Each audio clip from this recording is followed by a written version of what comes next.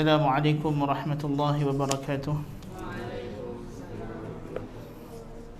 Alhamdulillahi rabbil alamin wa bihi nasta'in wassalatu wassalamu ala khatamil anbiya'i wal mursalin nabiyyina Muhammadin wa ala alihi wa ashabihi ajma'in. Amma ba'du. Kita bersyukur kepada Allah tabaraka wa ta'ala yang memberikan kita limpahan kurnianya untuk bersama-sama pada hari ini setelah sekian lama kita terhenti kelas pengajian kita biqadarillahi ta'ala, dan hari ini insya-Allah kita memulakan semula nasta'nif kelas pengajian kita dengan kita memohon daripada Allah Ta'ala keberkatan dan bimbingan daripadanya. Pada kelas yang terakhir lalu kita dah bincangkan ialah tentang sifatul ilm, bahawa Allah Tabaraka wa Ta'ala itu sifatnya berilmu, dan ilmu Allah Ta'ala itu ilmu yang meliputi segala sesuatu, alimul ghaibi wasyahadah, yang mengetahui segala yang tampak dan yang ghaib dan juga yang tampak. Di antara perkara yang mengiringi perbincangan berkenaan dengan ilmu, walaupun Syekhul Islam Ibn Taymiyah rahimahullahu ta'ala tidak menyebutkan dalil secara khusus berkenaan dengan sifat ini, tetapi ia adalah dalil yang telah datang bersamaan dengan beberapa jumlah ayat yang telah lalu, iaitulah berkenaan dengan sifat hikmah Allah Tabaraka wa Ta'ala.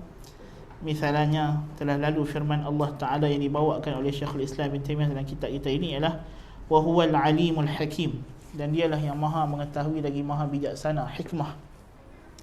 Dan di antara sifat Allah Ta'ala ialah al-hikmah. So berdasarkan ayat ini kita boleh sebutkan juga di antara yang sabit daripada sifat Allah Ta'ala ialah al-hikmah. Dan di antaranya firman Allah Ta'ala dalam suratul An'am, wa huwal hakimul khabir, dan dialah al-hakim al-khabir, yang maha bijaksana, yang maha mengetahui berkenaan segala sesuatu. Allah Ta'ala menyebutkan dalam suratul Al-Qamar, وَلَقَدْ جَاءَهُمْ مِنَ الْأَنْبَاءِ مَا فِيهِ مُزْدَجَرٌ حِكْمَةٌ بَالِغَةٌ فَمَا تُغْنِ النُّذُرُ.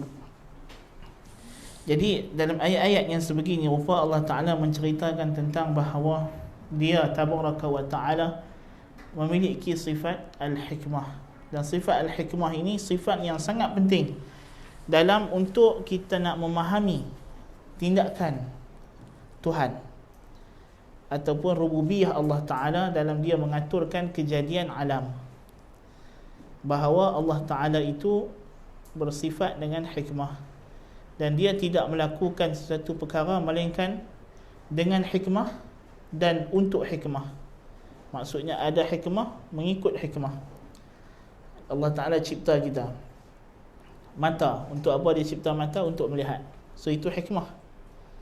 So bila mata untuk melihat, Dia letak mata di depan, Dia tak letak mata di kaki. So itu Dia cipta mengikut hikmah, kan? Jadi Tuhan Azza wa Jalla Dia mencipta segala sesuatu mengikut hikmah dan berdasarkan hikmah. Dan sifat hikmah yang dimaksudkan dengan hikmah ini ialah al-ghayatul maqsudah, ialah tujuan yang hendak dicapai, yang hendak supaya benda itu berlaku oleh Allah Ta'ala dalam apa jua perbuatannya, sama ada perbuatannya itu bersifat kejadian alam, takdir kauni, ataupun yang bersifat hukum syar'i, takdir syar'i. So seperti mana juga dalam hukum syarak, kenapa Allah Ta'ala haramkan arak misalnya? Untuk memelihara akal, yang disebut sebagai al-maqasidus syariah, tujuan-tujuan pensyariatan. So kita ada juga di sana tujuan Allah Ta'ala dalam Dia mencipta kejadian alam. Masalahnya peristiwa COVID-19, maka Allah Ta'ala ada tujuan yang Dia kehendaki daripada apa yang Dia buat sekarang ini.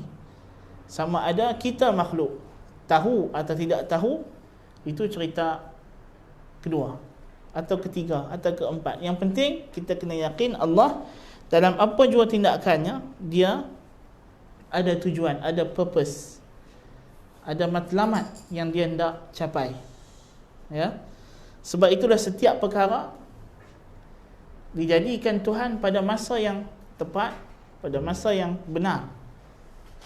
Sebab itu sekarang ni kalau orang yang mengkaji tentang kejadian alam, universe, astrofizik masalahnya, mereka mengkaji tentang umur bumi, umur matahari, dia berkata kenapa bumi ini setelah, ini andaian mereka lah kan, 13 bilion tahun lebih kemudian barulah ada kehidupan manusia.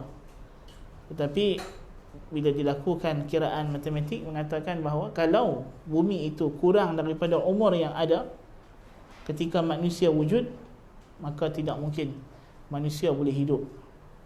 Maknanya dia ada yang kita panggil sebagai the fine tuning, ada dia punya ukuran yang sangat tepat dan sangat dalam kejadian alam, menunjukkan bahawa alam ni diciptakan oleh Allah Ta'ala dengan satu tujuan.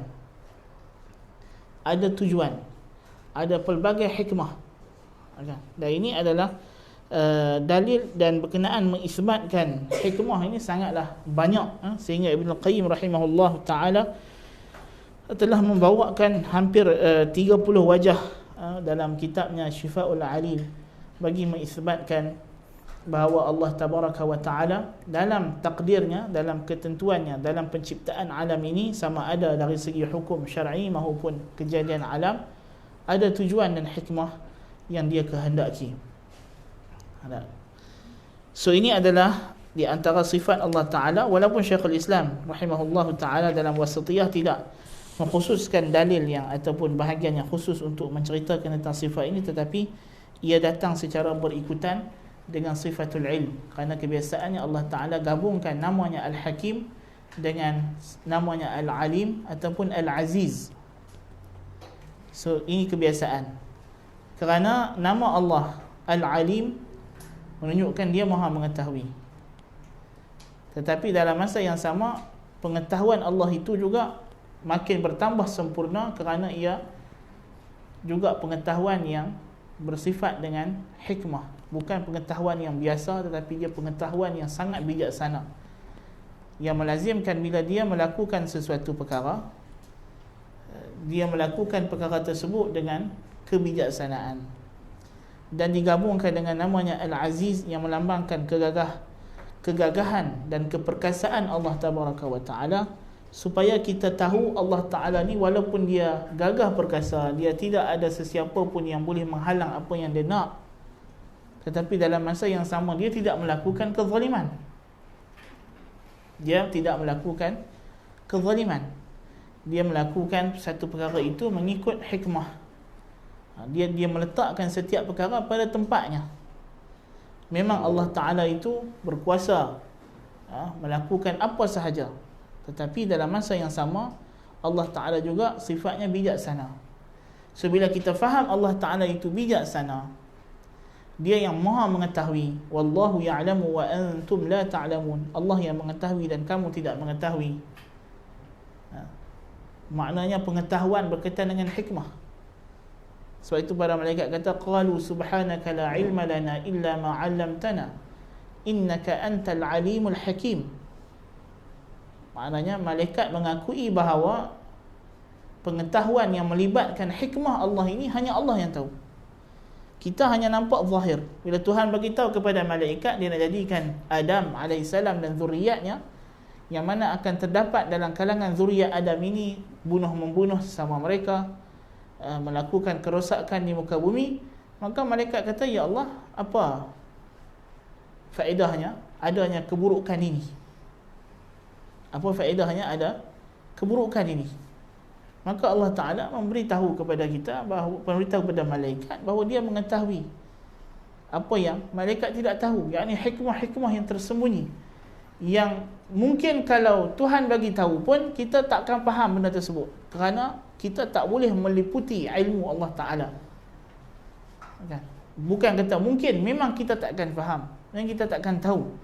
Kita hanya boleh mengetahui sekelumit daripada hikmah Allah Ta'ala, itu pun yang Allah Ta'ala beritahu kepada kita. So itulah malaikat mengatakan, subhanaka la ilma lana illa ma 'allamtana. Maha suci engkau ya Allah, tidak ada bagi kami pengetahuan kecuali apa yang engkau ajarkan. innaka antal alimul hakim. Engkau lah yang maha mengetahui, yang maha bijaksana. Engkau lebih tahu hakikat sebenar daripada setiap kejadian yang kau buat. Yang kami ini, kami hanya melihat pada setakat ilmu yang ada pada kami. Kami boleh menilai. Tapi Tuhan penilaiannya berbeza, tidak sama dengan penilaian makhluk. Jadi sebab itulah, walaupun dalam alam ini kita melihat ada banyak kejadian-kejadian buruk, kejadian-kejadian bencana yang menimpa, tetapi kita jangan menyangka bahawa kejadian buruk atau bencana ini ianya sia-sia. Dia ada tujuan yang Allah nak, yang melalui kejadian buruk itu akan berlaku kebaikan yang mungkin ramai orang tak sedar, sedikit daripada kalangan makhluk yang perasan, tetapi Allah telah pun sedia mengetahuinya. Dan memang Allah buat perkara tersebut kerana dia nak apa yang elok tersebut. Allah tidak buat apa yang buruk kerana dia nak yang buruk. Allah buat apa yang kita nampak buruk atau kita rasa buruk kerana keburukan itu akan membawa kepada kebaikan yang lebih besar, kemaslahatan yang lebih utama. So itu adalah Allah Tabaraka wa Ta'ala. Mungkin setengah orang dia akan persoalkan, dia kata, kenapa Tuhan tidak buat kebaikan yang dia nak itu tanpa keburukan? Dan hakikatnya inilah persoalan malaikat. Yang ni, tak bolehkah kau ciptakan manusia ini tidak buat benda-benda buruk yang disebutkan itu? Kan? Ataupun apa perlunya lagi manusia untuk menjadi khalifah di muka bumi kalau mereka ini akan berlaku pada mereka sesuatu yang menyelisihi kehendak Allah Ta'ala yang syar'i.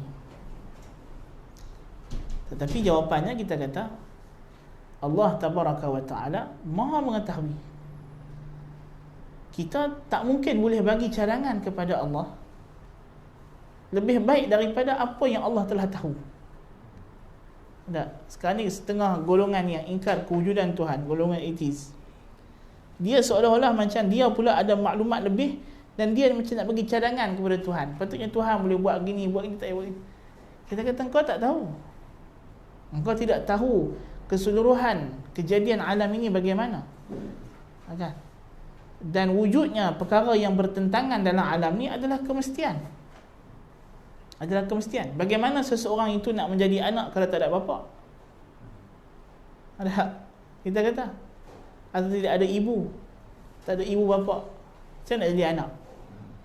Sebab tu Adam dia tidak ada ibu dan ayah, kan? Dia bukan anak, dia bapa yang mutlak, kan? Kita tak kata Adam adalah anak tanah. Kan? Ha? Sebab bila kita kata anak, mesti ada di atasnya mak bapa, ibu atau ayah, kan? Kalau kita kata dia bapa, dia mesti ada anak. Soalan yang sangat kita kata faulty, kalau orang kata, boleh tak Tuhan jadikan satu makhluk itu bapa tanpa dia ada anak? Kita kata, apa maksud kamu bapa? Kalau kamu kata bapa yang memang hakikat bapa, tak mungkinlah. Maksud bapa ialah dia beranak, dia ada anak yang hasil daripada benih dia. Kalau dia tidak ada anak daripada benih dia, dia mungkin jadi bapa angkat, bapa yang jaga anak orang, mungkinlah. Tapi bapa dengan makna asal tak mungkin. Kerana itulah maksud bapa. Tak? Kalau orang tanya, boleh tak Tuhan matikan diri dia? Kita kata, Tuhan tak mati. Kalau Tuhan mati, bukan Tuhan. Kan? Orang Kristian kata, dia kata Tuhan kan maha berkuasa. So dia berkuasa lah matikan diri dia 3 hari, lepas tu dia hidupkan diri dia. Dia kata tak betul. Ini falasi, faulty arguments. Tak? Sebab mati ialah benda yang berlawanan dengan ciri-ciri ketuhanan. Sebab sesuatu itu mati, maka dia bukan lagi Tuhan, dia adalah makhluk. Tuhan kata sebut wa tawakkal 'alal hayyil ladzi la yamut. Itulah Tuhan, al-hayyul ladzi la yamut, yang maha hidup, yang tidak pernah dan tidak akan mati. La ta'khudhuhu sinatun wala naum. So ini kita kata kadang-kadang persoalan-persoalan yang berbentuk hujah yang di luar daripada logik akal sering ditimbulkan, dimunculkan oleh golongan yang sesat untuk meragu-ragukan akidah kita. Jadi kita kena faham bahawa kok mana pun yang paling berpengetahuan, paling berilmu ialah Allah Subhanahu wa taala. Dan dia mengetahui apa yang kita tak mungkin tahu, benda yang kita tak mungkin boleh capai dengan pemikiran kita, akal kita. Tak? Dan kalau orang kata, kenapa Tuhan tak ciptakan makhluk yang mempunyai pengetahuan yang macam dia? Kita kata itu soalan mengarut. Kalau dah makhluk tu macam Tuhan, pengetahuan dia bukan makhluk lah, Tuhan. Kan? Makhluk mesti tidak, pengetahuannya, sifatnya kurang daripada Tuhan, tu baru panggil makhluk. Kan? So, soalan yang macam itu kita panggil soalan yang dia panggil dalam istilah Arab ni dia panggil safsatah.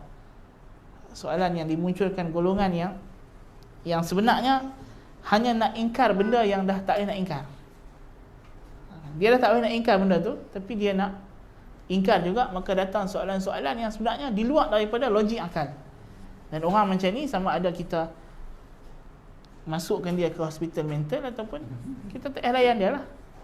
Kan? Sebab dia dah hilang akal, kewarasan akal sudah, dia dah keluar daripada kewarasan akal. Kemudian di antara sifat yang dibawa oleh Syekhul Islam Ibn Taimiyah rahimahullah ialah firman Allah Taala, wa qawluhu, kata Ibn Taimiyah, wa qawluhu innallaha huwar razzaqu dzul quwwatil matin. Dan firman Allah, sesungguhnya Allah itulah, dialah Ar-Razzaq, yang maha memberi rezeki, dzul quwwah, yang memiliki kekuatan, al-matin, yang maha utuh, kukuh. Maka ayat ini mengisbatkan bagi Allah tabaraka wa ta'ala yang pertamanya ialah sifat ar-razq. Ar-razqu dengan fathah ra, bermaksud memberi rezeki, mengurniakan. Sama ada kita panggil dia ar-razqu ataupun al-irzaq. Arzaqa yurziqu irzaqan, atau razaqa yarzuqu razqan, dengan makna memberi rezeki. Adapun ar-rizqu, rizqi dengan kasra ar-ra, dengan dibagi bawahkan ra, ialah benda yang Tuhan bagi itu, makan minum kita, rezeki. War-razqu sifatun fi'liyah. Pemberian rezeki ini sifat fi'liyah Allah tabaraka wa ta'ala. Dia adalah sifat fi'liyah Allah tabaraka wa ta'ala, perbuatan Allah, di mana kita kata sifat ini wujud pada Allah sejak azali, tetapi Allah hanya melakukannya bila ada al-marzuq, bila ada makhluk yang dia hendak rezekikan. Kan? Dan Allah subhanahu wa ta'ala menafikan wujudnya dalam alam ini ar-raziq, kecuali dia. Kan? Yang mana Allah Ta'ala telah menafikan sebarang kewujudan ar-raziq kecuali dia. Sebab itulah nama Allah Ar-Razzaq, yang maha memberi rezeki. Adapun makhluk tidak boleh memberi rezeki. Makhluk dia hanya menjadi sebab, melaluinya Allah Ta'ala memberikan kita rezeki. Melaluinya Allah bagi rezeki. Apa maksud rezeki? Rezeki ialah apa sahaja yang Allah Subhanahu wa ta'ala beri kepada makhluknya daripada pelbagai kurniaan, bantuan, yang dengannya makhluk itu hidup. Itu adalah rezeki. Udara, ubat-ubatan, makan minum, pakaian, ini semua adalah rezeki, iaitu perkara yang membolehkan kita ni hidup. Itu adalah rezeki. Kan? Makan minum kita, kan? Yang mana ini semua kalau tidak ada, kita tak mungkin boleh hidup, atau kehidupan kita tidak akan sempurna. So rezeki dia bukan perkara yang khusus tertentu, dia adalah keseluruhan. Dia adalah keseluruhan apa yang Tuhan bagi kepada kita. Memandangkan Allah adalah Rabbul Alamin, dialah yang memelihara dan menjaga sekalian alam, maka tidak ada lagi yang memberi rezeki selain daripada dia. Sama ada rezeki yang diperoleh itu adalah rezeki yang halal maupun yang haram. Yang beri itu ialah Allah. Cuma Allah Ta'ala jadikan manusia ini, kita kena faham tujuan Allah Ta'ala jadikan kita di muka bumi ini ialah nabtalih. Allah Ta'ala kata kami nak uji. Kami nak uji. Jadi bila uji itu maknanya ada benda yang Tuhan jadikan dia secara kejadian alam, tetapi dari segi hukum syarak Tuhan tegah untuk diuji. Kan? So kita tak boleh kata kepada Tuhan, habis tu awak Tuhan tak buat semua rezekinya halal, tak ada yang haram. Kita kata kat dia, soalan kamu ni macam kamu tanya, kamu masuk dewan peperiksaan, kamu panggil, cikgu, awak cikgu buh soalan sampai daripada 4 ni 3 salah, A, B, C, D, 3 salah, 1 je betul. Awak cikgu tak buh semua jawapan betul? Dan nama pun kertas soalan, periksa kan, disuruh untuk kamu pilih lah mana yang betul, mana yang salah, kan? Jadi macam itulah kita diciptakan oleh Allah Ta'ala di atas muka bumi ini untuk diuji. Kalau yang ada di muka bumi ini hanya yang betul-betul saja, mana nak main ujian? Sebab itu dalam syurga tidak ada salah, semua betul je. Pasal syurga bukan lagi negeri ujian, kan? Dan neraka tidak ada yang baik, semuanya buruk je. Sebab neraka bukan lagi negeri ujian, negeri hukuman, kan? Di dunia ni bercampur antara baik dan buruk. Wa balawnahum bil hasanati was sayyiat, dan kami uji mereka dengan perkara-perkara yang baik dan perkara-perkara yang buruk.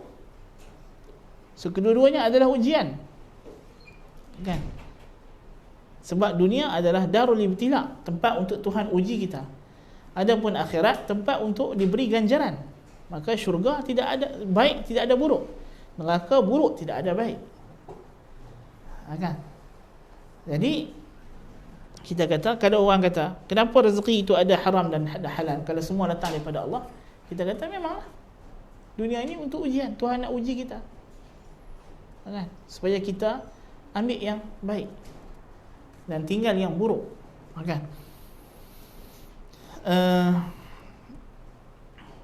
Walaupun dalam nas, datang dalam penggunaan nas, rezeki ini digunakan untuk merujuk kepada perkara yang Allah Ta'ala kurniakan yang halal, seperti firman Allah Ta'ala dalam surah An-Nisa ayat 39, wa anfiqu mimma razaqahumullah, dan dalam surah Ar-Ra'd, wa anfaqu mimma razaqnahum sirran wa alaniyah, dan dalam surah Al-Baqarah, wa mimma razaqnahum yunfiqun.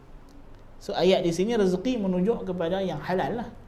Macam mana kita kata yang halal? Sebab telah datang dalil yang menunjukkan bahawa yang kita disuruh sedekah bagi zakat ini daripada rezeki yang halal, barulah Tuhan terima. Sebab ayat ni datang dalam siyak, dalam bentuk memuji orang yang menginfakkan rezeki yang Tuhan bagi kepadanya di jalan Allah Ta'ala. So ia adalah rezeki yang halal, kerana Allah wala yaqbalu sadaqatan min ghalul, kata Nabi SAW, Allah tak terima sedekah daripada rezeki yang, daripada punca sumber yang haram, yang dilarang oleh Allah Ta'ala. Tetapi ada juga ayat-ayat yang menunjukkan rezeki itu umum, meliputi apa sahaja yang menjadi gizi bagi makhluk, kan? Apa yang menjadi gizi bagi makhluk dan makhluk berlazat-lazat dengannya, seperti firman Allah dalam surah Hud, wa ma min dabbatin fil ardi illa 'ala Allahi rizquha wa ya'lamu mustaqarraha wa mustawda'aha kullun fi kitabin mubin. Tidak ada satu pun binatang yang melata di atas muka bumi ini melainkan Allah lah yang memberi rezekinya, dan dia mengetahui di mana tempat mereka berdiam, tempat mereka bersembunyi. Mustawda'aha kullun fi kitabin mubin, semuanya adalah termaktub, telah ditulis dalam kitab yang nyata dalam Al-Lauhul Mahfuz. So maknanya kita kata rezeki dalam nas syariat digunakan untuk merujuk kepada apa saja yang Allah bagi, sama ada yang Allah bagi itu secara yang kita ambil secara halal maupun yang kita ambil secara haram, ianya datang daripada Allah Tabaraka wa Ta'ala. Tetapi siapa yang ambil rezeki dengan cara yang halal, maka dia akan diberi ganjaran pahala oleh Allah, dan sesiapa yang mengambil rezeki dengan cara yang haram, maka dia akan diazab oleh Allah Tabaraka wa Ta'ala atas kehendaknya, kan? Jadi rezeki ni semua benda kita kena faham, termasuk tidur. Sebab itu dalam hadis Nabi cerita berkenaan seorang lelaki yang mengangkat tangan ke langit, ya Rabb, ya Rabb.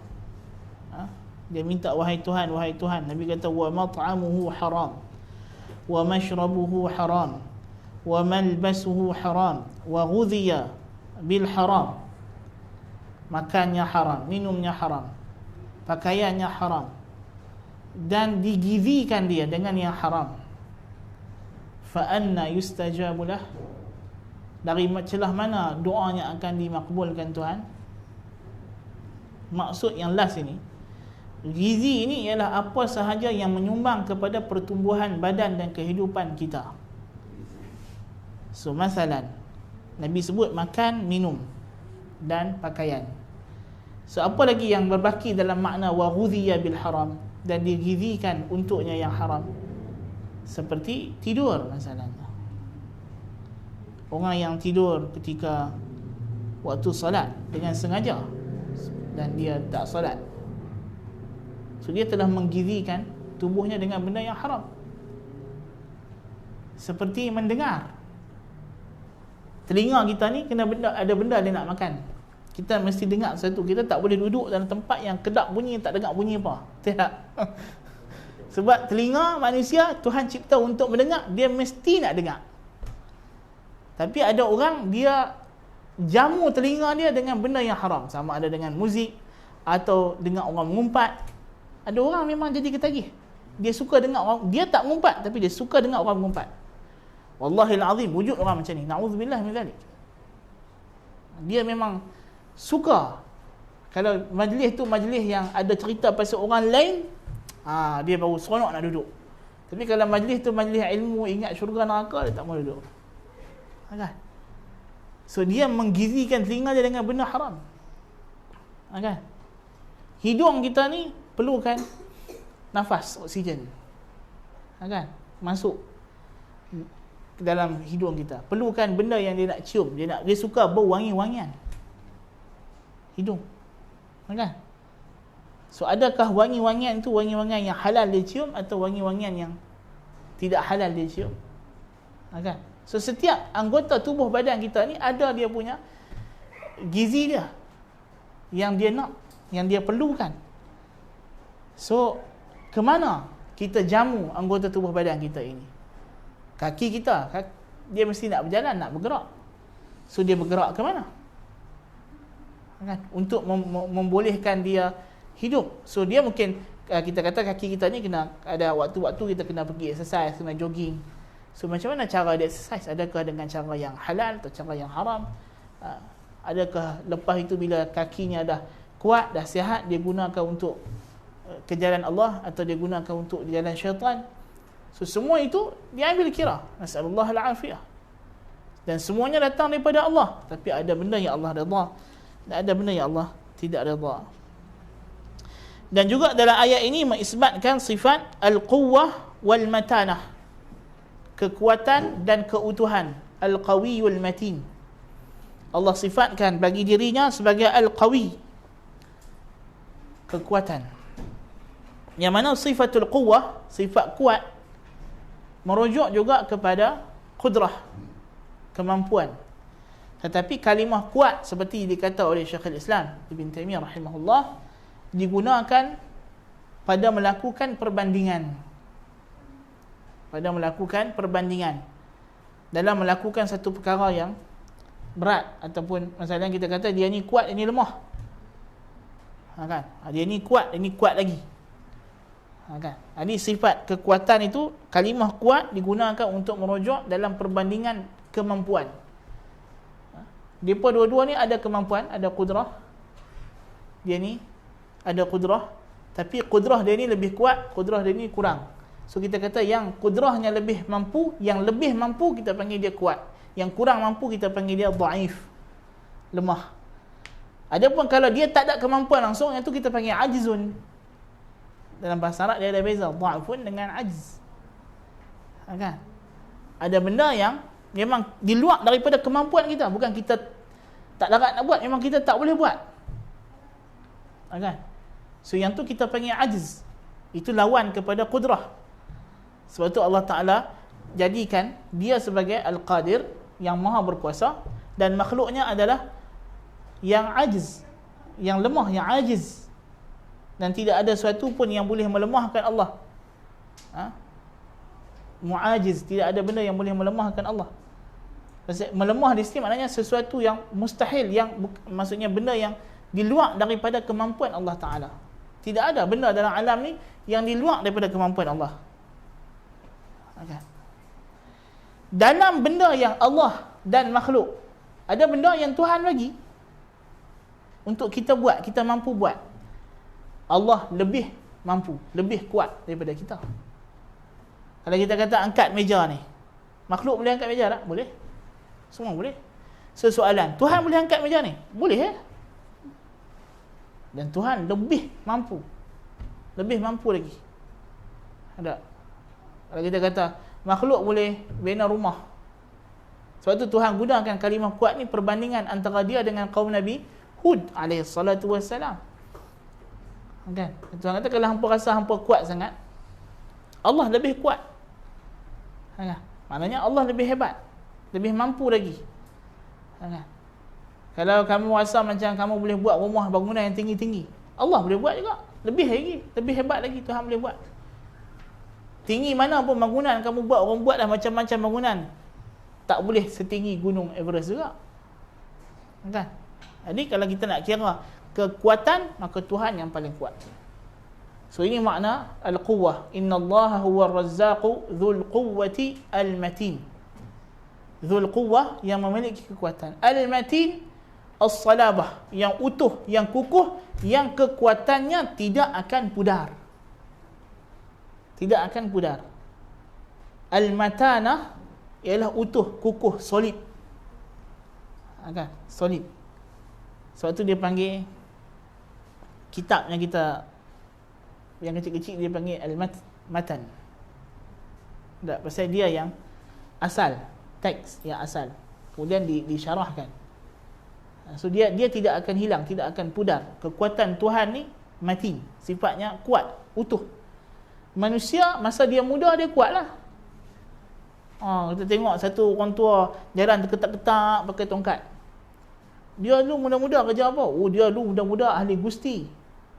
Alah, suruh gusti. Suruh gusti apa? Kat cawan pun tak dapat. Kan? Itu cerita zaman dulu saja. Kan? Jadi makhluk kuat dia macam mana pun, dia akan sampai satu masa kekuatan dia akan pudar, akan fade. Dia akan kita kata lama-lama akan hilang, akan luntur, akan kendur. Kan? Apa yang urat-urat yang tegang akan habis kendur dah, tak boleh dah. Kan? Tak ada lah makhluk yang kononnya urat besi tulang dawai ni, tulang besi urat dawai ni, dia takkan selama-lamanya. Macam mana besi lama-lama pun dia akan berkarat, macam itulah juga tulang manusia. Kan? Sampai masa dia bila dah tua, dah kurang makan, kurang zat, tulang dah rapuh, kena minum susu Enlin. Kan? Kan? Lama tulang belakang makin bongkok. Kan? Dah mudah patah dah tulang dia. Kan? Urat lama-lama, dulu urat cekang eloklah. Kan? Lama-lama dah keras masuk angin. Kan? Lutut pun dah habis dia punya minyak, dah habis dah grease. Kan? Nak kena cucuk grease tambahan. Kan? Bergeser jalan sikit sakit lutut, tulang belaga tulang. Kan? So makhluk kekuatan dia pudar. Adapun Tuhan Dzul Quwwah Al-Matin, yang mana dia itu kukuh, sebegitulah dia, tidak akan berubah. Semua sifat Allah itu sifatnya mati. Kan? Seperti mana kekuatannya ialah kekuatan yang utuh, kukuh, pendengarannya begitu, pelihatannya begitu, hidupnya begitu. Semua sifat Allah Ta'ala itu matin, kukuh, utuh. Dan Al-Matin adalah namanya Allah Tabaraka wa Ta'ala. Kemudian Syekhul Islam rahimahullah meneruskan lagi, membawa sejumlah ayat lagi untuk membincangkan dua lagi sifat yang penting bagi Allah Tabaraka wa Ta'ala yang wajib diketahui oleh makhluknya, iaitulah sifat as-sam'i wal basar, sifat mendengar dan melihat. Mendengar dan melihat. Maka dibawakan, kata beliau rahimahullah, wa qawluhu laisa kamithlihi syai'un wa huwa as-sami'ul basir. Wa qawluhu innallaha ni'ma ya'idhukum bih innallaha kana sami'an basira. Di mana firman Allah Ta'ala dalam surah Asy-Syura, tiada sesuatu pun yang menyamainya, dan dialah yang maha mendengar dan maha melihat. So ayat ini dibawa sekali lagi. Mukaddimah dia dah bawa. Tapi di mukaddimah yang nak dibincangkan daripada ayat ini ialah tentang manhaj yang dibawa oleh ayat ini berkenaan sifat Allah secara umum, laisa kamitslihi syai' wa huwas samiul basir. Adapun pada kali ini diulang sekali lagi sebab nak bincang tentang hujung ayat, iaitu wa huwas samiul basir. Dia maha mendengar lagi maha melihat. Dan firman Allah dalam surah An-Nisa, innallaha ni'ma ya'idzukum bih innallaha kana sami'an basira. Juga nak menceritakan sesungguhnya Allah itu maha mendengar dan maha melihat. Pada ayat ini terkandung. Kemudian Syekhul Islam rahimahullahu ta'ala membawa 4 ayat sebagai penegasan bagi sifat as-sama'. So ayat yang surah Asy-Syura dan juga surah An-Nisa ini terkandung padanya 2 sifat, iaitulah sifat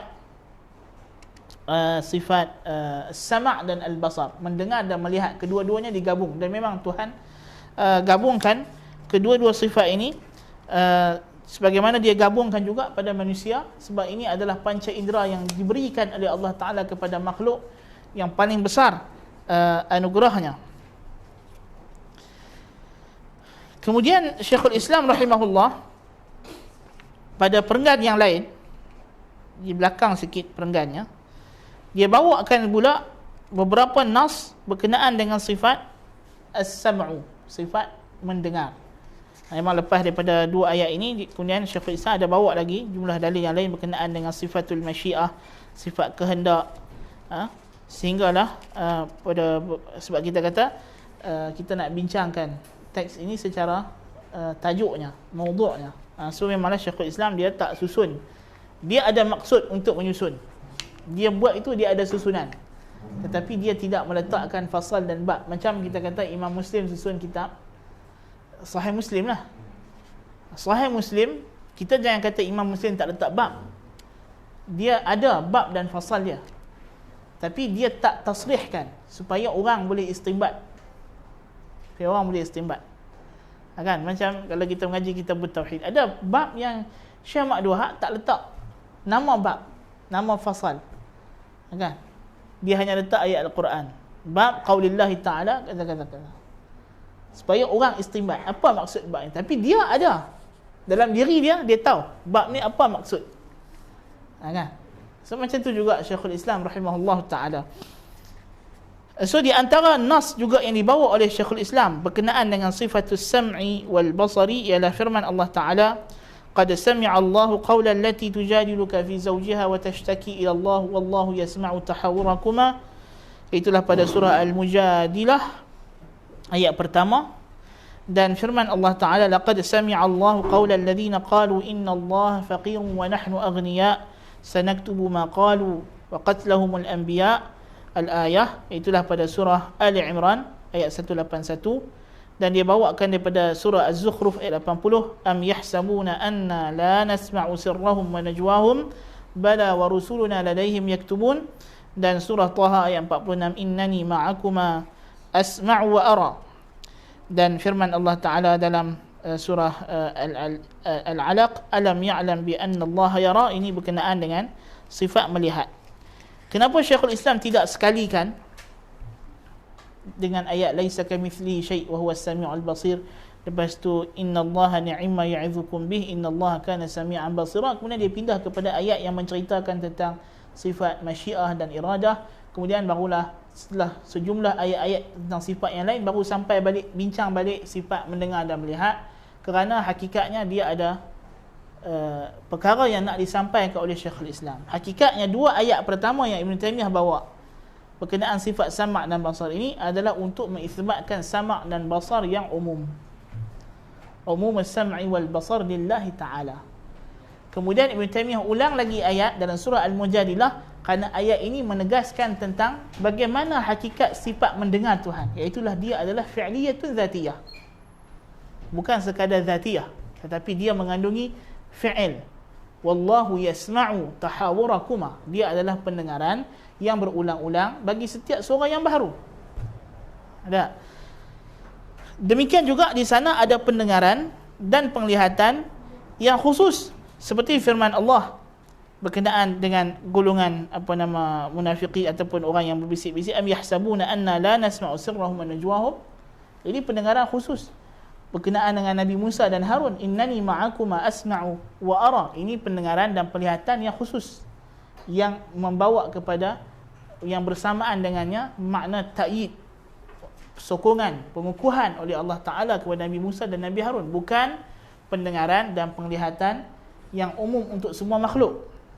So dia ada di sini ada bahagian-bahagiannya. Cuma dari segi kita nak mudah syarah, kita letakkan semuanya supaya kita faham bahawa sifat sama' dan basar ini ada kategori-kategorinya bagi Allah Tabaraka wa Ta'ala. Makna sifat as-sam'u, mendengar, ialah idrakul masmu'at ataupun idrakul aswat.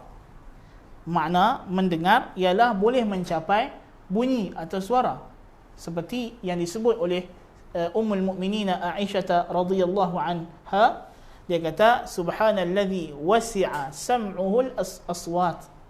Maha suci Allah yang pendengarannya meliputi seluruh suara dan bunyi. So itu makna mendengar.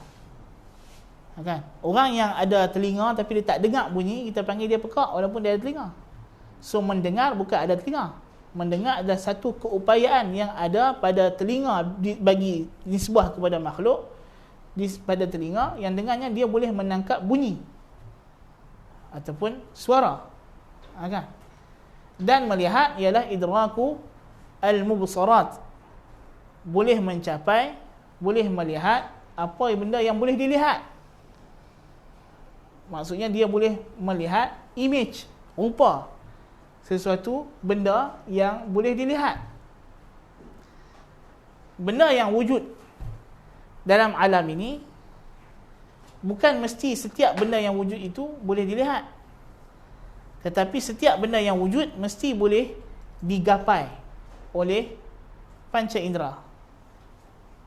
Tak? Setiap benda yang wujud mesti boleh digapai oleh panca indera. Masalahnya syurga wujud. Kan? Syurga wujud. Sebab apa dia wujud? Sebab dia boleh dilihat, digapai. Ada makhluk yang melihat syurga, ada makhluk yang telah merasai syurga, ada makhluk yang telah melihat syurga, seperti Nabi kita Muhammad sallallahu alaihi wasallam. Tuhan wujud. Kenapa dia wujud? Pasal dia boleh dirasai kewujudannya. Orang mukmin mencintai Allah Ta'ala, dan Allah Ta'ala mencintai mereka, dan mereka rasa Tuhan cinta mereka. So rasa itu adalah hubungan fizikal antara makhluk dengan Tuhan, hubungan emosional, emosi. Dan itu menunjukkan wujud. Sebab itu kalau orang tanya, macam mana kita tahu satu manusia bayi dibuang di tengah padang pasir kering kontang, sampai masa dia dahaga, dia menangis. Kita pisau pasir ada, dia mau tak? Dia nak air, dia nak susu yang bentuk cair. Macam mana dia tahu susu ada? Pasal dia rasa dahaga. Dan dahaga ini kita panggil kecintaannya kepada air. So kalau benda itu boleh dirasai, boleh dicintai, boleh dikehendaki, mana dia wujudlah. Kan? Dia wujudlah. Tuhan Azza wa Jalla, orang mukmin mencintai Tuhan, dan dia rasa cinta itu pada Tuhan. Dan Tuhan mencintai mereka, yuhibbuhum wa yuhibbunah, dan mereka merasai mereka dicintai oleh Tuhan. So itu dalil Tuhan itu wujud. Kan? Di antaranya lagi ada orang yang telah mendengar suara Tuhan, seperti Nabi Musa, Nabi Adam, Nabi Muhammad alaihi wassalatu wassalam. So kewujudan Tuhan, kita boleh kata dia boleh dirasai, boleh dicapai, boleh digapai dengan pengalaman fizikal. So dia wujud. Malaikat pun benda yang sama juga. Setiap benda yang wujud mesti kita boleh gapai dia dengan fizikal. Adapun yang tak boleh dicapai dengan pengalaman fizikal, dia tak wujud. Dia tak wujud. Dia mungkin boleh dikhayalkan, imajinasi, mungkin dikhayalkan. Sebab itu soalan kita, kalau orang mendakwa satu benda, kita tanya dia, hang pernah tengok? Ada orang pernah tengok, hang pernah jumpa, ada orang pernah jumpa. Untuk membuktikan kata benda tu wujud, soalan yang logik. Soalan yang sangat logik, dan tidak mungkin kita boleh jumpa soalan lain yang lebih logik untuk mengisbatkan kewujudan sesuatu melainkan dengan itu, dengan kita kata physical experience ataupun physical encounters, pengalaman secara fizikal. So itu Jaham bin Safwan, kebodohan dia, bila orang tanya dia, Tuhan engkau pernah engkau lihat, pernah engkau rasa, pernah engkau nampak, pernah engkau dengar suara dia? Dia tak sepatutnya pergi jawab, walaupun aku tak rasa, aku tak dengar, tapi Tuhan aku wujud, yang membawa dia untuk isbat benda yang wujud tapi tak boleh dicapai secara fizikal. Itu salah. Lepas tu Ibn Taymiyah kata jawapan yang sepatut dia kena jawab ialah, memanglah aku tak pernah tengok, tapi ada yang pernah tengok. Memanglah aku tak pernah dengar suara dia, tapi Nabi Muhammad bisa bercakap dengan dia. Nabi Musa bisa bercakap dengan dia. Nabi Adam bisa bercakap dengan Tuhan. Itu yang sepatutnya. Memang aku tak pernah tengok, tapi kalau aku mati, aku masuk syurga nanti, aku akan tengok dia. Dan di akhirat, di padang mahsyar nanti, kami semua akan bercakap dengan dia, seorang, one by one. Itu yang sepatutnya dia kena jawab. Bukan dengan dia mereka satu benda yang tak logik, dengan mengatakan, ya Tuhan aku wujud, walaupun dia tak boleh dialami secara fizikal. Dia kata mengarut lah. Benda yang tak boleh engkau alami secara fizikal, benda yang tak wujud. Benda yang tak wujud sahaja. Kalau itu pun kalau nak kata dia wujud, kita panggil dia wujud khayali, wujud khayalan sajalah. Wujud khayalan lah. Jadi ini di antara perkara yang kita kena faham, bahawa manhaj ahli sunnah wal jamaah bukan mengisbatkan Tuhan yang wujudnya sesuatu yang idealis, wujudnya hanya dalam idea, dalam alam pemikiran, seperti yang didakwa oleh ahli kalam. Itu bukan. Itu bukan. Macam yang membawa golongan ahli kalam mengisbatkan Tuhan yang wujudnya tidak fizikal ataupun wujudnya hanya khayalan, imajinasi akan, ialah kerana mereka mengikut ahli falsafah Nasrani. Ahli falsafah Nasrani disebabkan Tuhan mereka ialah Tuhan yang memang tak boleh wujud dalam alam, Tuhan yang tak mungkin boleh wujud. Sebab Tuhan dia tiga tapi satu, satu tapi tiga. So matematik ni, walaupun kita kata matematik ni ada peringkat, sama ada matematik itu matematik hakikat, matematik yang kita boleh praktik secara hakikat, dia memang ada. Kalau kita kata buku ini satu, kita boleh bilang 1, 2, 3, 4, so kita kata ni matematik yang memang wujud, ada, nyata. Atau matematik yang berbentuk anggaran, kita buat anggaran. Kita kata kalau buku ni disusun dengan sekian meter, ditambah, kita kata kita akan dapat susunan buku daripada bumi sehingga ke bulan. Masalan, kita kata benda tu dari segi realiti kita tak nak buat, tapi dari segi fizikal kita boleh capai, dari segi kiraan kita boleh capai, walaupun dalam realitinya di luar kita lemah untuk buat benda tersebut, walaupun dia taklah mustahil. Tak mustahil. Tuhan boleh buat. Tuhan boleh letak susunan buku daripada bumi sampai ke bulan. Tuhan boleh buat satu jambatan daripada bumi sampai ke bulan. So dari segi kalau kita kata, boleh tak kita buat satu jambatan yang panjang dia sekian panjang, boleh cecah ke bulan? So kita kata boleh. Dari segi kita kata anggaran, faradiyat. Tapi dari segi nak buat, kita lemah, kita tak mampu. Kemampuan kita tak mencapai tahap itu. Tapi dia bukan mustahil, tapi dia payah, sukar. Kesukaran yang hampir kepada mustahil, tapi dia tak mustahil sebab Tuhan boleh buat. Kalau Tuhan boleh buat, tak mustahil lah. Tapi orang Nasrani, matematik dia ialah tiga benda yang lain badan dia, tapi dia satu. Yang ini jangan kata dalam alam realiti. Alam khayalan pun orang tak ada khayal. Kan? Akhirnya mereka terpaksa buat satu kaedah yang Tuhan kita tak boleh ukur dengan hukum yang ada.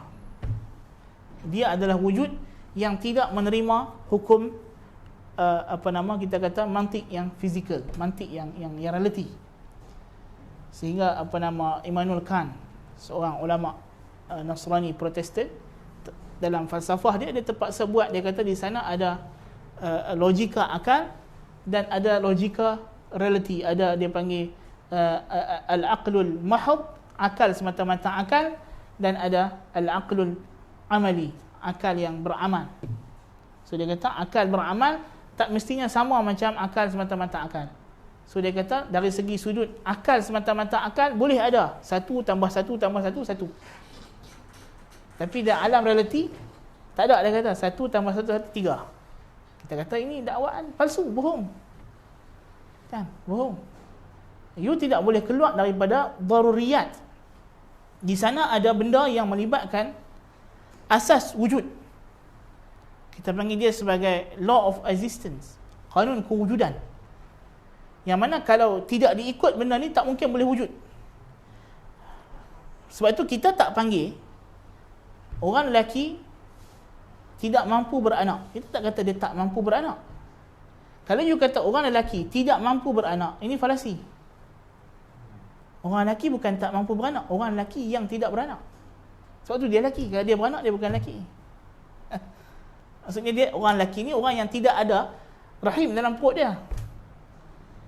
Tapi dia kata tu dia kata ada tu. Dia tu lelaki, berjambang, menisai, berjanggut. Tapi dia mengandung. Kita kata tu transgender. Itu tomboy. Kan? Dia perempuan. Sebab tu syarak tak akan ubah hukum dia perempuan. Lepas tu sekarang dia datang slogan yang falasi. Di barat sekarang geng-geng LGBT dia kata apa? Dia kata gender is not the genitals. Jantina bukan alat sulit. Jantina lain, dia kata alat sulit lain. Kita kata mengarutlah. Kod celah mana? So bagi dia jantina ini kita tentukan based on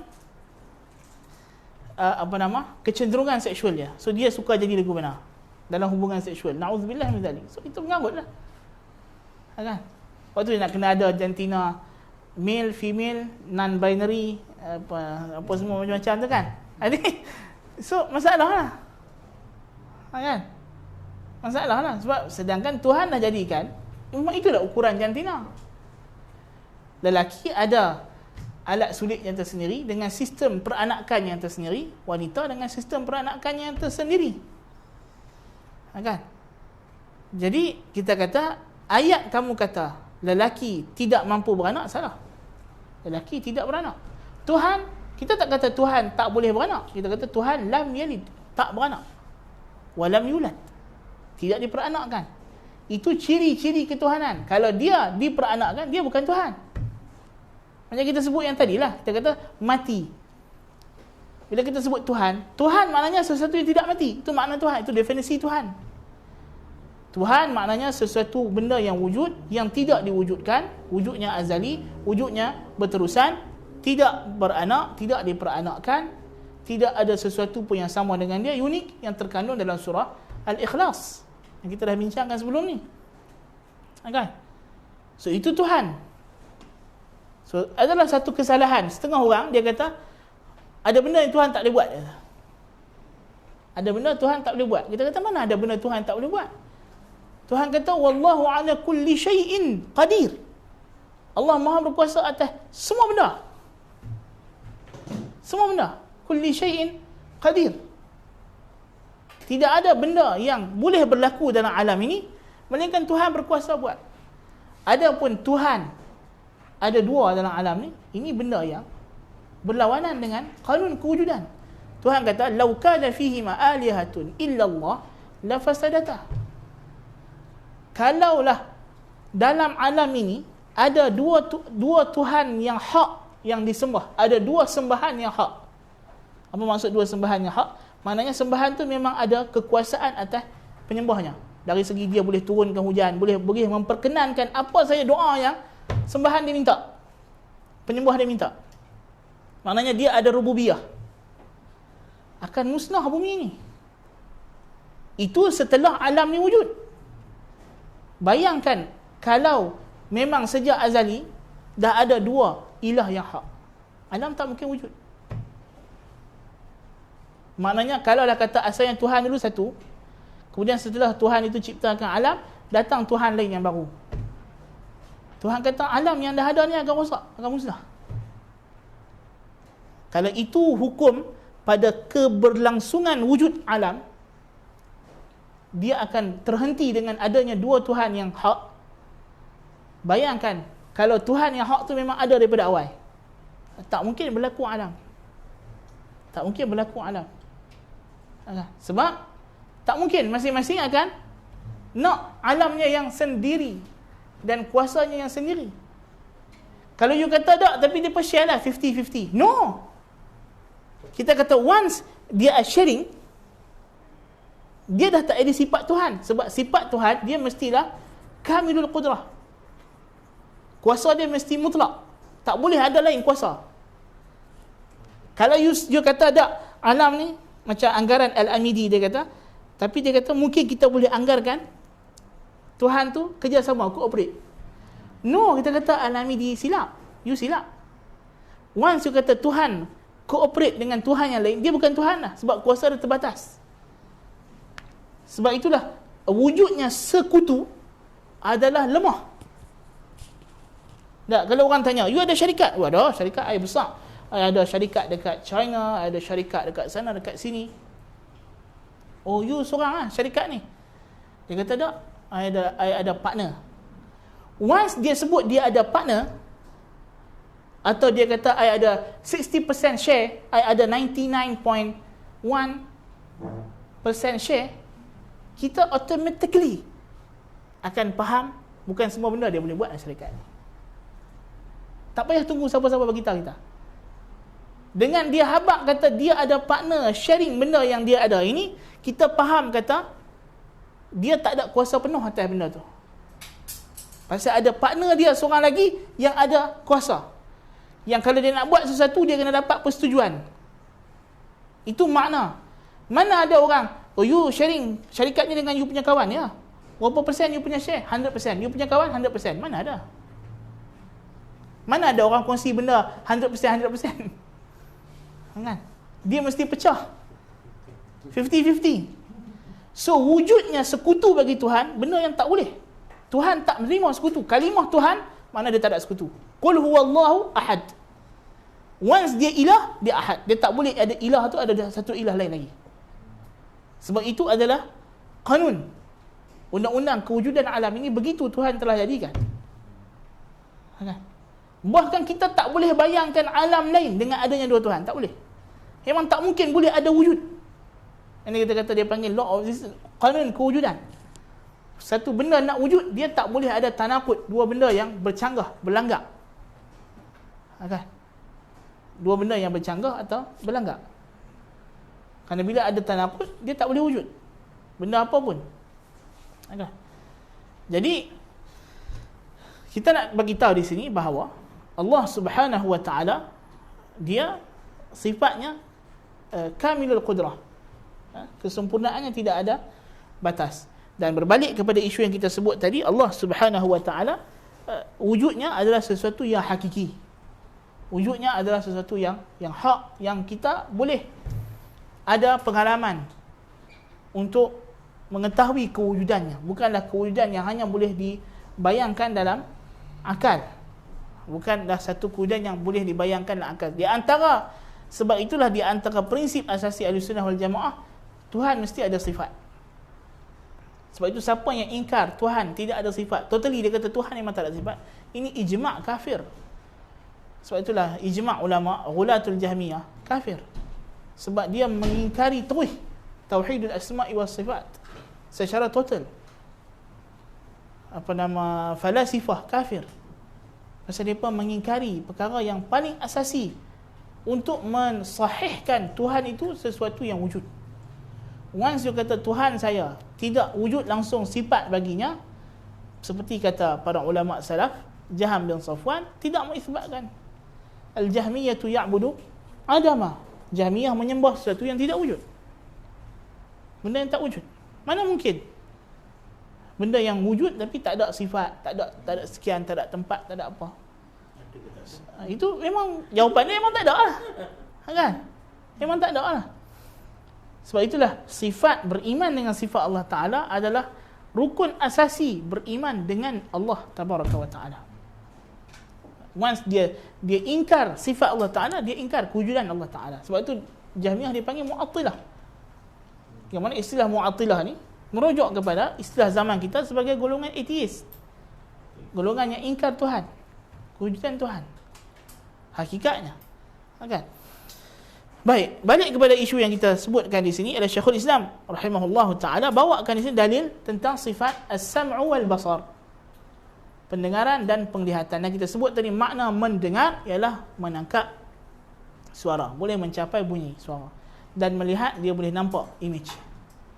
So apakah tabiat mendengar? So mendengar dia mesti bertakluk dengan benda yang wujud. Dia tak boleh dengar suara yang tak ada keluar lagi. Betul tak? Sebelum kita bercakap, kita tengah diam, kita tak keluar suara, adakah Tuhan mendengar sesuatu daripada kita? Tentulah tak dengar apa-apa daripada kita, pasal kita belum bercakap. Tapi Tuhan, dia tahu apa yang kita akan cakap sebelum kita bercakap. Kita sendiri tak tahu apa kita akan cakap. Sebab bukan kita yang cipta perbuatan kita. Kita hanya buat, kita tak cipta. Okey? Mesin, kan? Komputer, laptop, ni mikrofon ni, dia ada kemampuan, dia boleh buat, dia boleh besarkan suara, nama dia besar suara. Tapi dia pun tak tahu bila dia nak buat operasi. Pasal dia tak cipta diri dia. Yang buat dia manusia. So manusia yang boleh tekan on off. Kan? So kita makhluk Tuhan. Dan kita tak boleh tahu bila kita akan buat buatan kita. Tapi kita yang buat benda tu. Itulah dalil kita. Sebab tu di antara dalil amalan kita ni makhluk Tuhan, ialah Tuhan tahu apa yang kita akan buat. Dan dalil kita tidak mencipta amalan kita, kita tidak tahu. Kita tidak tahu. Di antara hujah akal yang ulama Ahlussunnah wal Jamaah sebut kepada Mu'tazilah ialah, kalau kamu dakwa kamu yang cipta perbuatan kamu, adakah kamu tahu apa yang kamu akan buat setengah saat daripada sekarang? Dia tak tahu. Sedangkan dalil akal yang Tuhan sebut dalam Al-Quran dan surah Al-Mulk, ala ya'lamu man khalaqa wa huwa al-latiful khabir. Syarat Tuhan, dia kena tahu pasal makhluk dia. Satu kisah yang masyhur berkenaan dengan seorang atheist. Dia kata, aku boleh cipta. Dia dakwa kata dia boleh cipta. Dia cipta apa? Dia kata aku boleh cipta ulat. Okey?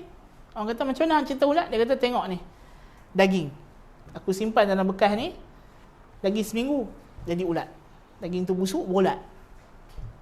So lepas seminggu dia tunjuk, dia kata tengok aku dah cipta ulat. Dulu tak ada ulat. Maka orang tanya dia. Satu budak tanya kepada dia, ulat ni berapa jantan, berapa betina? Berapa jangka hayat dia? Kan? Bila dia akan mati? Berapa banyak jumlah makanan yang dia dah makan, oksigen yang dia sedut? Dia kata aku tak tahu. Kalau kau tak tahu, kau bukan yang cipta dia. Syarat pencipta mesti tahu semua benda tu. Kan? Kalau dia cipta, dia kena tahu. Kalau satu orang datang mendakwa, dia kata sayalah pencipta mikrofon ni, dia dakwa. Tak apa, kita ambil screwdriver, kita buka semua, kita nah pasang balik. Kalau dia kata tak erti, nampak sangat bohong. Kan? Nampak sangat bohong. Kan? Satu orang dakwa kata, "Dok, sebenarnya Ustaz Basahan tipu, dia tak terjemah buku ni." Maknanya saya yang terjemah buku ni. Kan? Kita tanya dia. Perkara dalam buku ni yang sepatutnya dia kena tahu kalau dia penterjemah. Kan? Jadi apa yang kita buat, kita kena tahu lah. Walillahil mathalul a'la, bagi Allah perumpamaan lebih tinggi. Allah yang mencipta, maka dia yang paling tahu. Kan? Kalau you tak tahu, you bukan mencipta. Kan? Jadi berkaitan dengan mendengar, jadi kita kata tadi Allah tahu apa yang kita akan cakap, tapi dia mendengar apa yang kita cakap semasa kita bercakap lah. Bila ada bunyi lah. Apa dalil dia? Dalil dia itulah yang dibawa dalam surah Al-Mujadilah ayat pertama. Qad sami'a Allahu qawla allati tujadiluka fi zawjiha wa tashtaki ila Allah. Wallahu yasma'u tahawurakuma. Innallaha sami'un basir. Allah telah mendengar. Kenapa Tuhan kata telah mendengar? Sebab dah habis dah bualan tu. Kan? So Tuhan telah mendengar lah.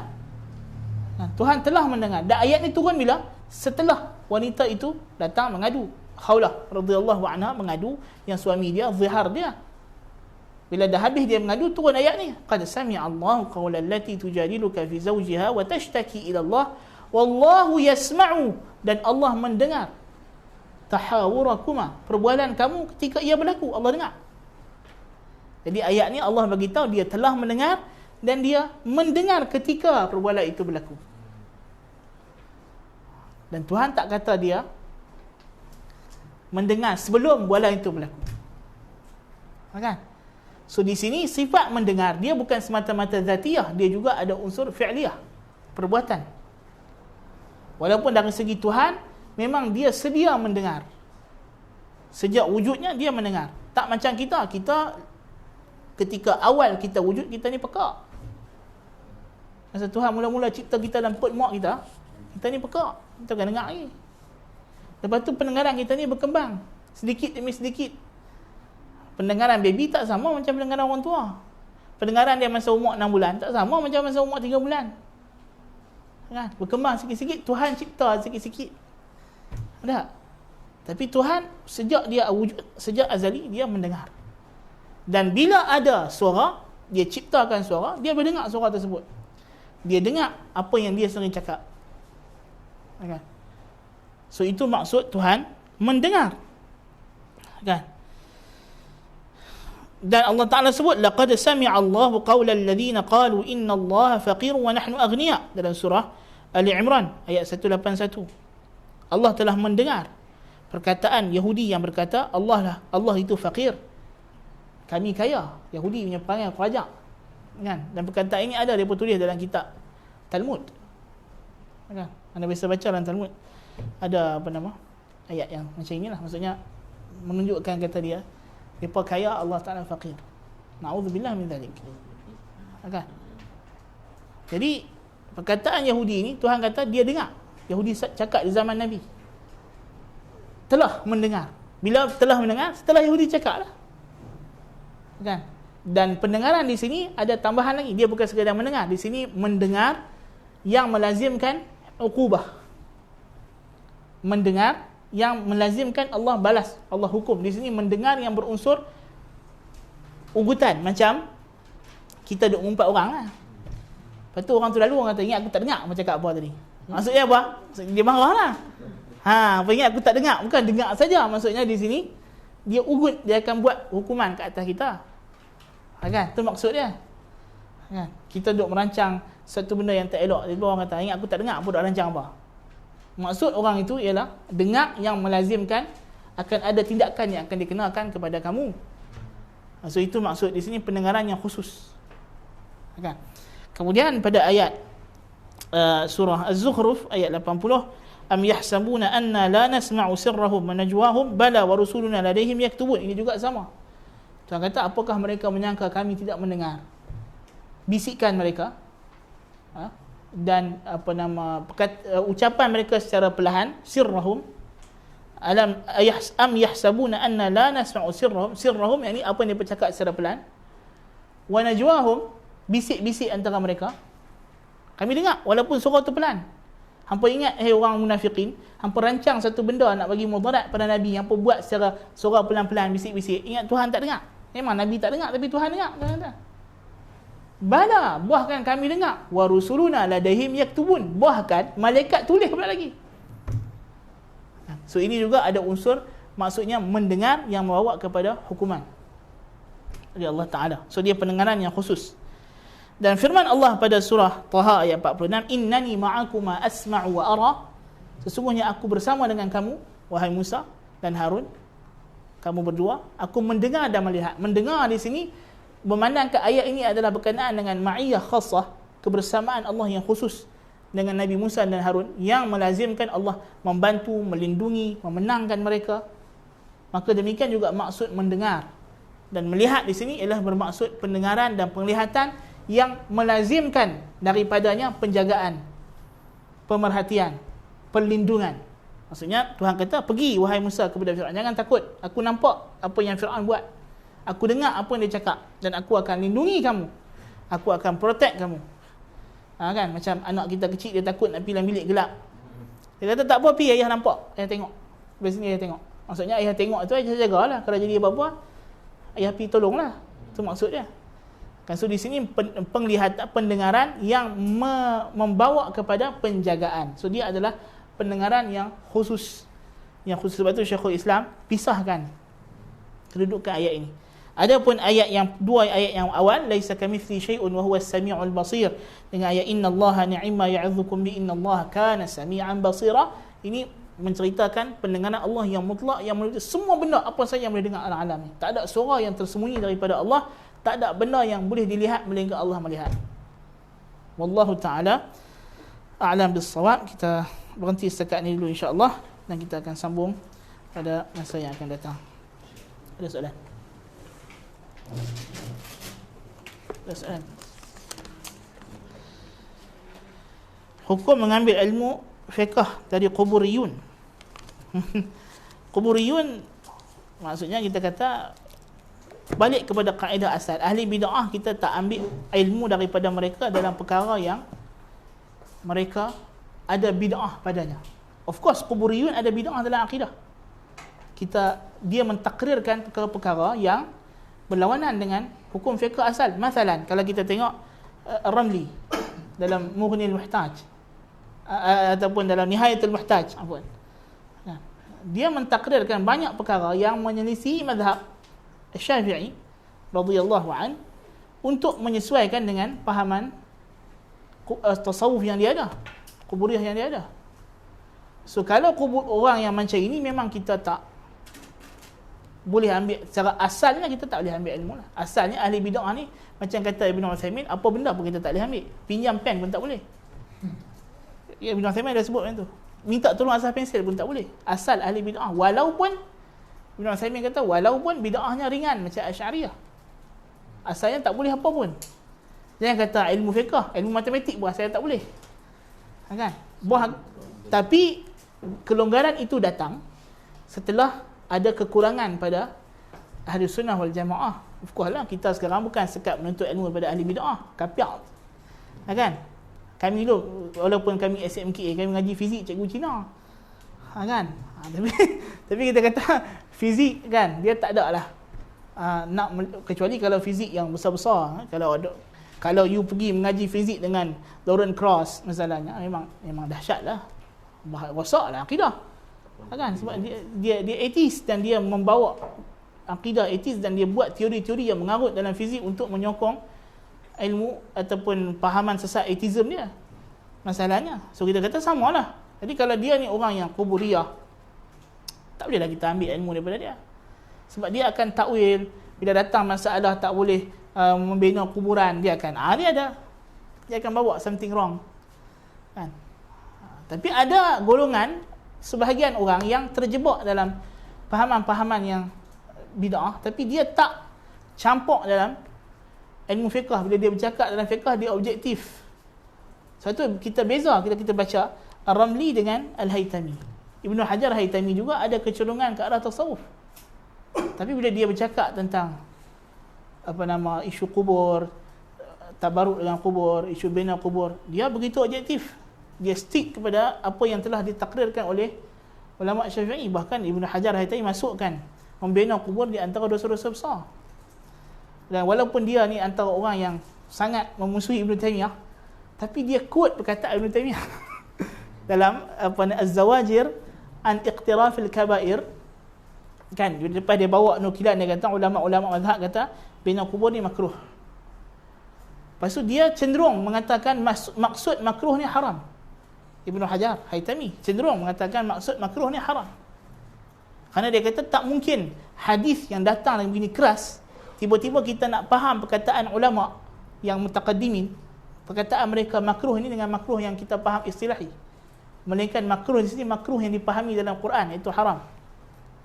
Dan dia kata waqad sarraha bihadza ba'dul Hanabilah. Dia kata sebahagian Hanabilah dah setuju dengan pendapat ni. Siapa Hanabilah tu? Ibnu Taimiyah. Kan?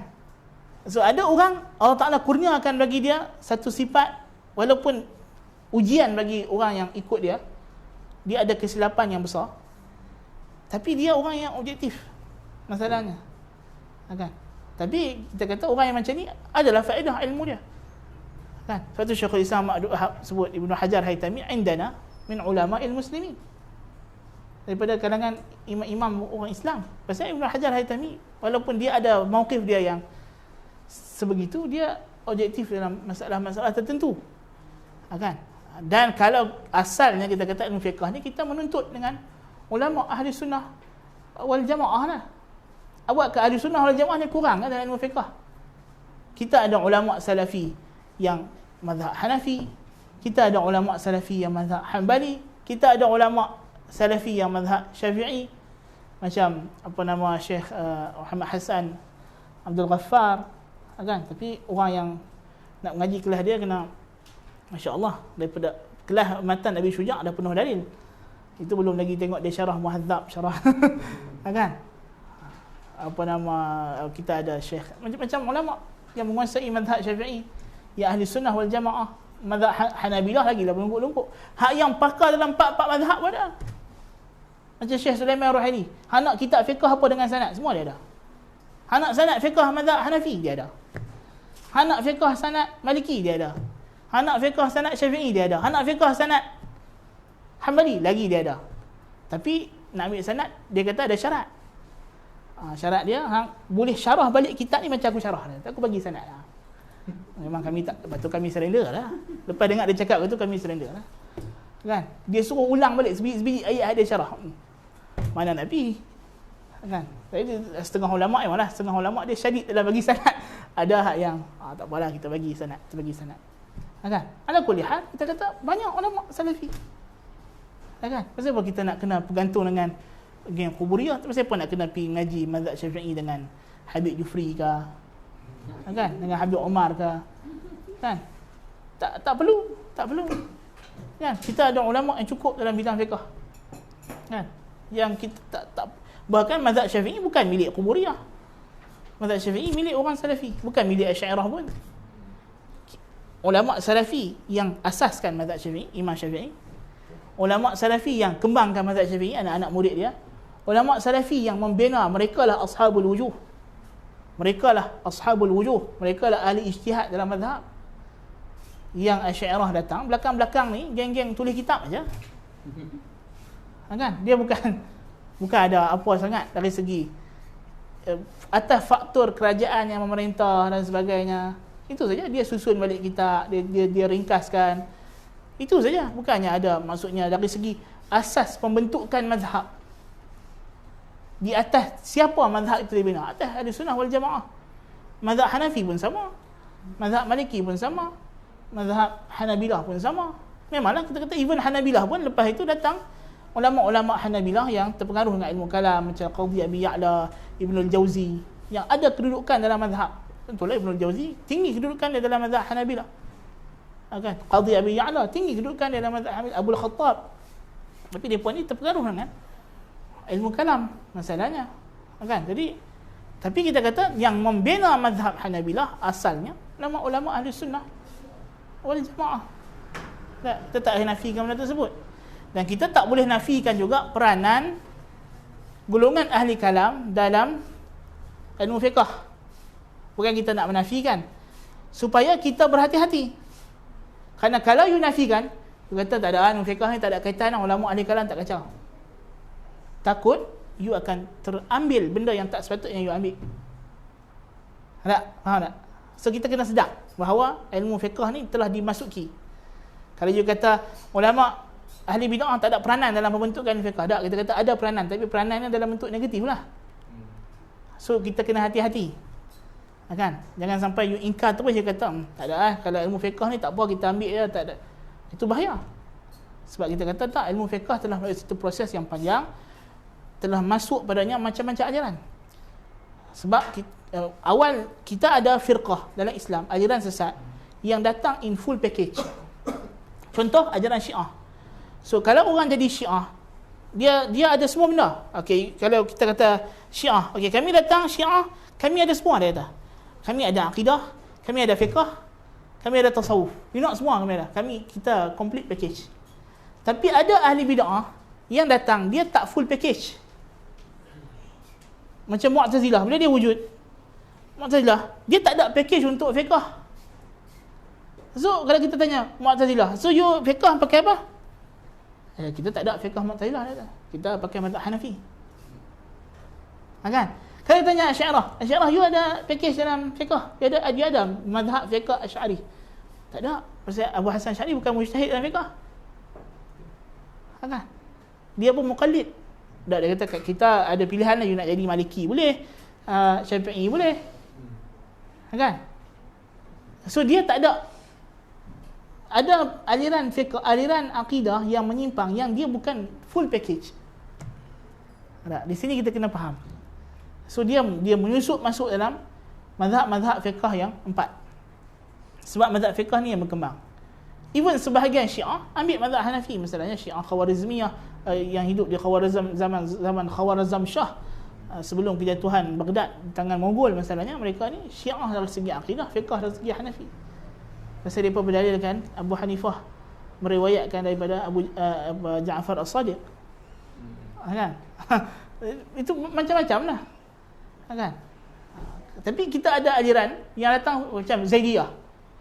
Orang Zaidiyah dia tak kata dia mazhab Syafi'i apa. Dia Zaidiyah dari segi akidahnya, fiqhnya.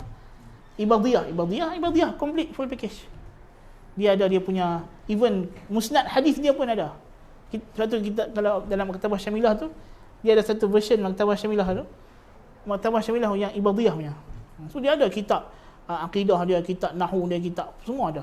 Ibadiyah saja. Dia tak bergantunglah kepada firqah lain. Kan? Tapi yang bahayanya ahli kalam bahaya dia dekat situ. Pasal masa dia buat bid'ah tu tak complete package. Dia buat bid'ah dalam teologi. Bahkan Asy'ariyah, dia tak ada package dalam semua bab akidah pun. Okey, dia ada package dalam asma' wa sifat. Dia ada package dalam rububiyah, uluhiyah, nubuwat. Tanya ni, hari akhirat ada package?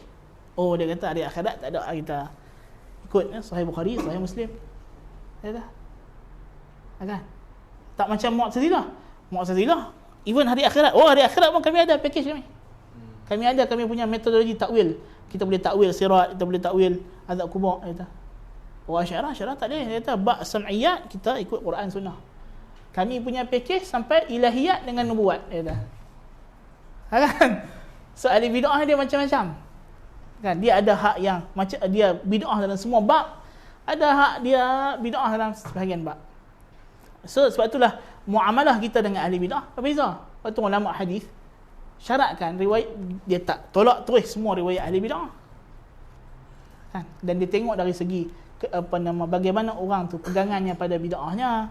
Adakah dia menzahirkan, adakah dia menyembunyikan, dia menyeru atau tidak menyeru. Kemudian riwayat dia tu adakah riwayat yang menyokong bid'ahnya atau tidak menyokong bid'ahnya. Kaedah yang sama dipakai kepada semua cabang ilmu yang lain selepas itu. Kan? Memanglah kalau kita kata Syekhul Madhab An-Nawawi Asy'ari. Kan? Tapi kita kata An-Nawawi bukan Asy'ari yang totok, yang memang pegang betul dengan akidah Asy'ariyah. Kan? Al-Baihaqi, walaupun Al-Baihaqi Asy'ari min a'midatil asy'aratil mutaqaddimin, tapi tentulah Asy'ariyah mutaqaddimin tak sama macam Asy'ariyah mutaakhirin. Kan? Tak ada perbezaan pula dari segi itu.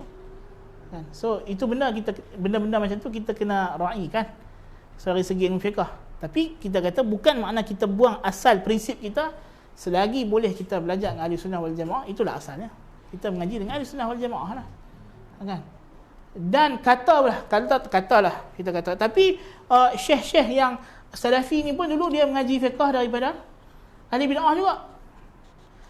Kita kata tak apalah, ilmu fiqh itu adalah ilmu yang dicuri daripada kita. Kemudian syekh-syekh ni telah pergi ambil balik hak kita. So kalau dia dah ambil hak dia, apa kita tak payahlah kita pergi kat dia Azhar lah. Kan?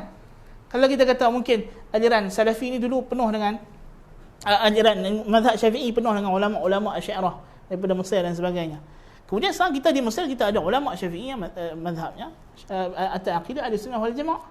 Mungkin depa ni dulu belajar fiqh dengan tokoh-tokoh mazhab Asy'ariyah dan sebagainya, tapi kita tak apalah. Sekarang depa dah ada. Tak payahlah kita kalau nak pergi lagi dekat orang Asy'ariyah tu. Kan cukuplah depa ni dah kembalikan hak kita.